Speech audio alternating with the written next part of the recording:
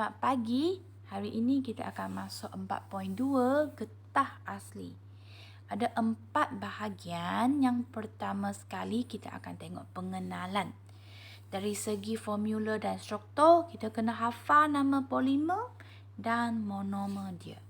Kemudian kita akan tengok sifat getah asli dan kegunaan dia. Kemudian kita akan tengok proses pengumpalan latex, calculation of latex, dan kita juga perlu tahu cara menghalang proses itu berlaku, especially semasa menghasilkan produk-produk tertentu.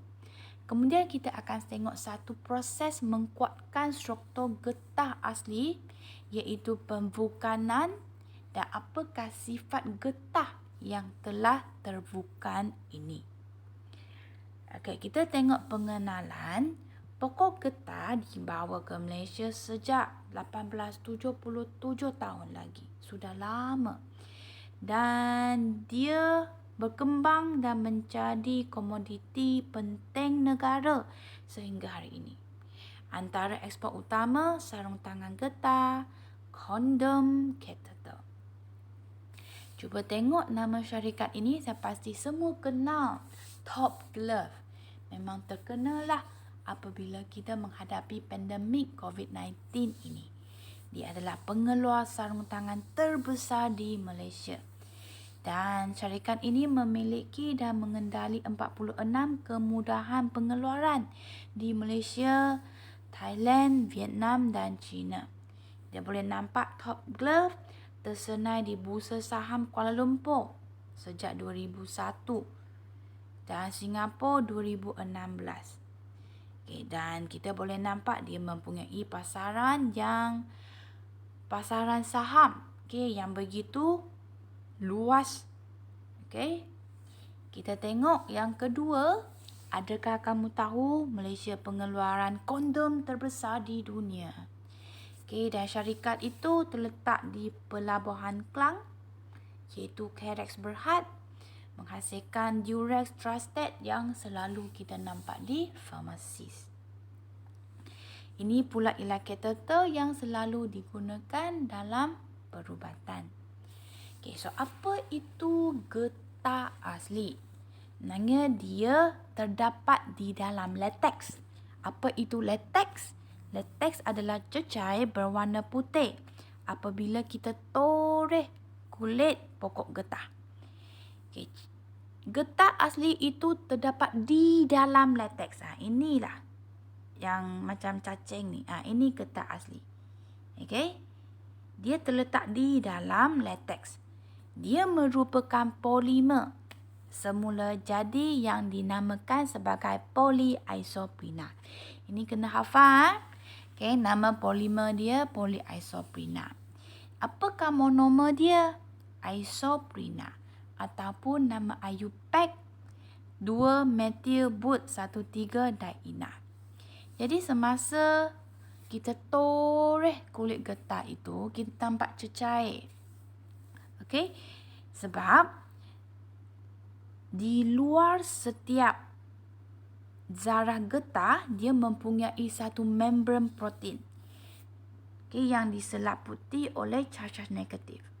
Charge negatif antara satu zarah getah dengan zarah getah yang lain akan menolak antara satu sama lain. Jadi dia tak akan mengumpal. Dia nampak macam cecair sahaja. Dan apakah sifat atau ciri-ciri getah asli?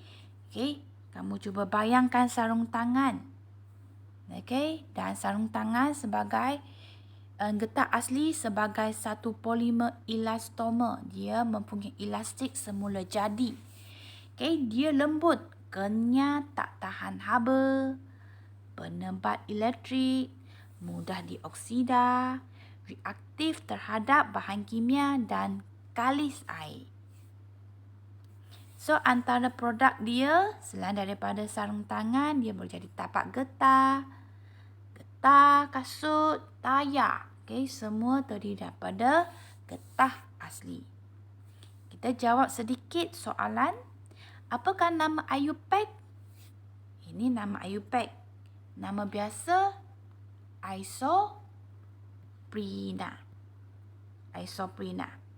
Nama IUPAC 2 metil but 1,3 diena. Nombor 2, terangkan ciri pada zarah getah yang menghalang getah daripada mengumpal. So, secara semula jadi dia tak akan mengumpal begitu cepat. Sebab dia mempunyai satu lapisan membran protein yang bercas negatif. Okay, jadi zarah-zarah getah menolak antara satu sama lain, dia akan kekal dan nampak dalam bentuk cecair. Okay, sarung tangan adalah produk daripada getah asli. Apakah ciri yang terdapat pada getah asli sehingga dia sesuai untuk menghasilkan sarung tangan? First, dia lembut pada suhu bilik. Yang kedua, dia kenyal, senang dipakai dan dia kalis air. Boleh melindungi tangan daripada unsur di luar. Okay, jadi kita sudah siap bahagian yang pertama. Sekarang kita nak tengok macam mana latex itu dari cecair dia boleh mengumpal sehingga menjadi berpecah. Okay, ini adalah latex. Apabila dia terdedah kepada udara, dia boleh mengumpal. Apa yang berlaku di sini? Okey, kita buat satu eksperimen. Ini adalah amali. Kita nak kaji pengumpalan latex.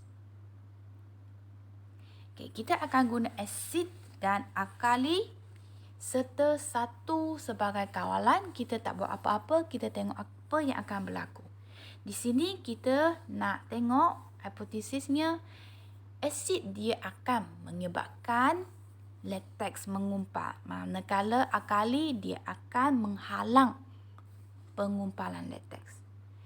Seterusnya kita tengok pemboleh ubah. Satu kita tambah asid, satu kita tambah alkali, satu kita tak buat apa. Yang bergelap balas kita akan tengok dari segi pengumpalan latex itu berlaku atau tidak dan tahap dia cepat, perlahan atau tidak berlaku. Kemudian kita tengok pemboleh ubah yang dimalahkan. Kita akan fix isi padu latex untuk setiap radas yang kita gunakan. So first kita akan sediakan 3 bikar. Kita label ABC. Dan kita akan masukkan dulu apa? Latex. Okay, 20 cm3. Jadi untuk bikar A, kita akan tambah asid lemah. Dan kita akan kacau dengan rod kaca. Okay, untuk bikar B pula, okay, ini ialah B ya. Okay, saya tulis A di sini. Untuk bikar B pula, kita akan guna alkali lemah seperti tadi. Untuk bikar C, kita tak tambah apa-apa kecuali kita hanya tambah latex sahaja sebagai kawalan dan kita akan perhatikan. Apa yang kita perhati? Bikar yang kita tambah asid lemah, dia akan mengumpal dengan cepat. Okey. Untuk B, tak mengumpal. Untuk C, sampai akhir dia mengumpal juga. Sebab apa? Dia terdedah kepada udara. Okey, jadi kita tengok apa yang berlaku untuk setiap bikar ini. Okey, nombor 1, bahan apa yang menyebabkan getah mengumpal dan bahan apa yang menghalang getah mengumpal. Dari eksperimen kita, yang A yang mengumpal sebab kita guna asid lemah yang menyebabkan getah kekal tak mengumpal, kita guna alkali lemah. Apa yang berlaku pada bikar C? Apabila dia terdedah kepada udara, akhirnya dia juga mengumpal. Okey, sebab dalam udara mempunyai bakteri. Apabila bakteria ini dia masuk ke dalam latex, dia akan merembeskan asid latex. Dan asid latex ini boleh meneutralkan membran dan menyebabkan membran pecah. Jadi zarah getah, polimer antara satu zarah getah dengan polimer di zarah getah yang lain boleh bergabung dan mengumpal. Nombor 3, apakah bahan yang membolehkan kita guna untuk mengganti asid lemah dan alkali lemah? Pastinya yang lemah jugalah. Jadi asid metanoid kita boleh ganti asid etanoid. Larutan barium hidroksida kita boleh gantikan larutan amonia.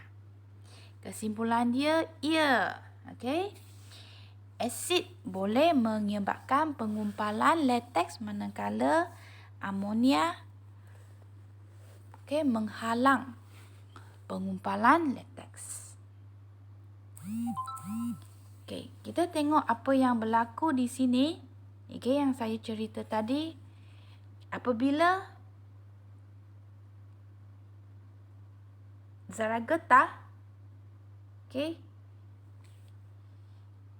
di dalam membran, dia tak mengumpal sebab ada charge negatif yang mengeliling setiap membran dan menolak antara satu sama lain. Bila kita tambah asid lemah, asid ada proton. Dia bercharge positif. Dia boleh meneutralkan charge negatif. Jadi, zarah yang terlanggar antara satu sama lain akan memecahkan membran itu. Bila membran itu terpecah, jadi polimer getah boleh bergabung. Di situlah dia boleh coagulate. Asid dapat mengumpal lateks sebab dia boleh meneutralkan. Pengumpalan boleh berlaku dengan memasukkan asid lemah atau terdedah kepada udara dengan syarat asid lemah dihasilkan, iaitu asid laktik. Okey, kita juga perlu menghalangkan pengumpalan apabila kita menghasilkan produk seperti sarung tangan dan tiub getah. Jadi di situ kita boleh tambah alkali lemah seperti amonia. Sebab kita mempunyai ion hidroksida dalam amonia. Dia boleh meneutralkan asid, iaitu asid laktik yang dihasilkan oleh bakteria dalam udara. Jadi dia boleh mengekalkan lateks kita terus menjadi cecair. Okay, sekarang kita tengok pembukanan pula. Pembukanan ialah satu proses menghasilkan getah yang lebih kenyal dan berkualiti melalui proses menghasilkan rangkai silang. Okay? Semasa proses pembukanan, ikatkan ganda 2 antara karbon akan bertindak balas dengan sulfur. Ini kita rujuk kepada pembukanan sulfur. Okey. Rangkaian silang sulfur ini menjadikan getah terbukan lebih kuat. So, contoh di sini, ini ialah getah polimer. Apabila kita tambah sulfur, dia akan memecahkan ikatan ganda 2 antara mereka dan membentuk satu rangkai silang yang kuat. Okay, kita juga boleh menghasilkan struktur ini dalam magma dengan menggunakan larutan disulfur diklorida yang dilarutkan dalam pelarut metilbenzin. Apa yang berlaku? Kita tuang dulu lateks, kemudian kita tambah asid untuk membiarkan lateks mengumpal. Kemudian kita akan ratakan dia supaya kita nak menghasilkan getah yang sama tebal. Dan kita biarkan dia kering dulu. Lepas itu, kita potong dengan guna pisau kepada kepingan kecil. Lepas itu, kita rendam ke dalam disulfur klorida. Kerana kita keringkan, kita tengok apa yang berlaku kepada getah yang telah direndam dengan larutan disulfur klorida. Okey, dia akan jadi lebih kuat, lebih kenyal, lebih tahan.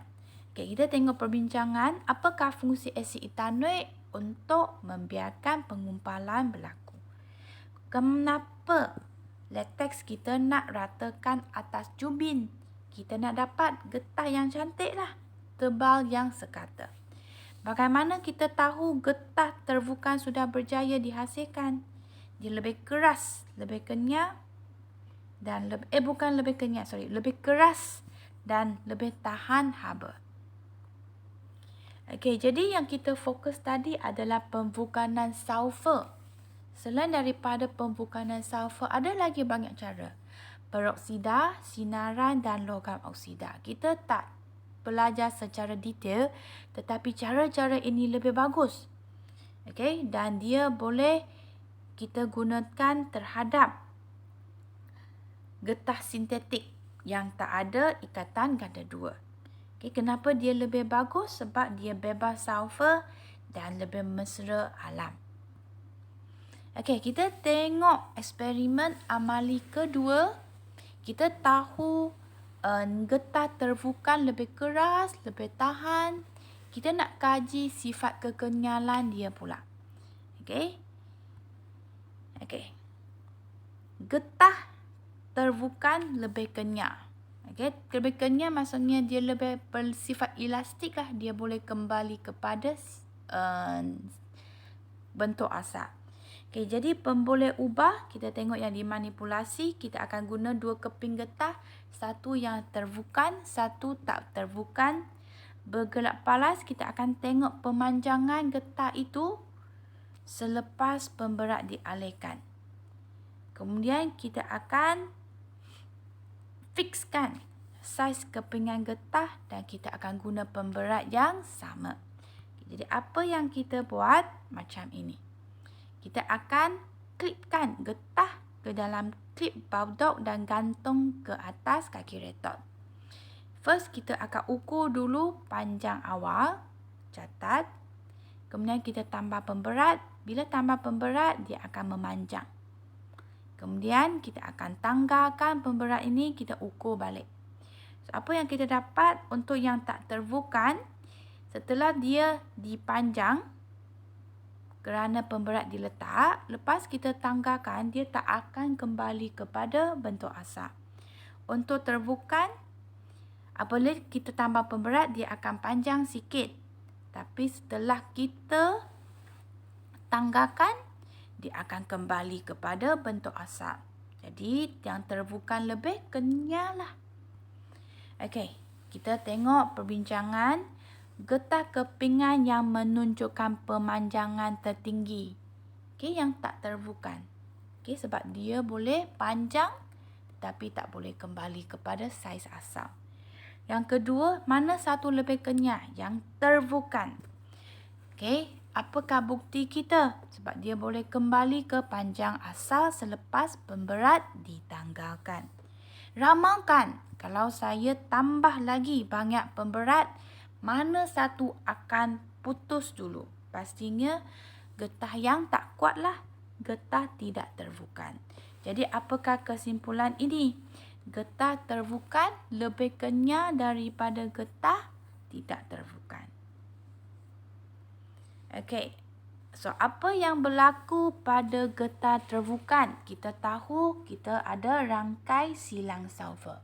Jadi, macam mana rangkai silang sulfur ini membolehkan getah itu lebih kenyal atau lebih kuat?